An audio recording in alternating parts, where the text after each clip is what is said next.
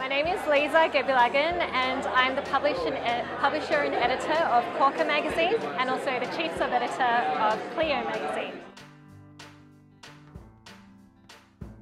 I guess what I really wanted people to take away from my talk was to not underestimate your audience or the people you are talking to. So for example, that example I gave of working at the pub and thinking initially that people were really racist for telling me that I spoke good English, but understandingly that education was really the key.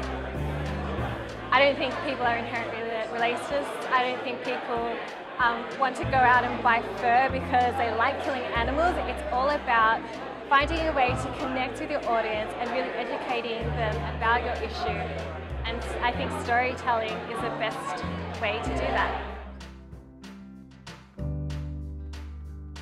Yeah, it was amazing. It was just really inspiring to have the opportunity to just talk about my work and how I use storytelling to try and create social impact.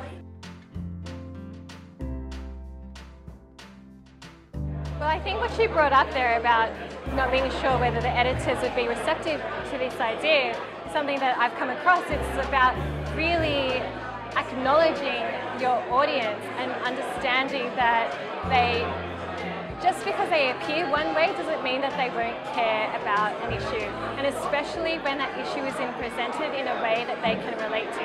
So for the example that I used about the asylum seeker issue back in 2001 in Rolling Stone, the reason why that got through is because talking to refugees who were the same ages as our readers, and our readers would have been really interested to know how they ended up coming to Australia and really hearing their stories. And just with Cleo magazine and the first story,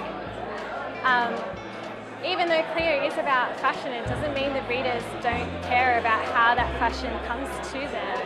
And so creating the story in a way that really engages the audience and really talks to them and describes what's happening, and using the footage from the PETA campaign to really open the story and talking about how the animals aren't even killed humanely, whatever the idea of humanely is. This is a way that the readers really relate. This is just talking to them and conversing with them without lecturing at them. Exactly. It's not about sensationalism at all. It's really finding the core of these stories and just telling them as they are, and then putting those stories together so that the readers can come to their own conclusion about those issues.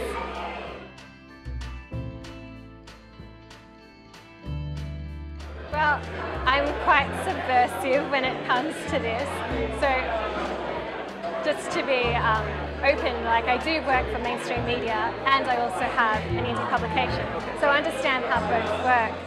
And with the mainstream publications, it's about finding ways to tell stories that the mainstream audience can still take in and reworking those stories. And so for people who are wanting to start an indie publication, all I'm saying is it's fucking hard, really hard.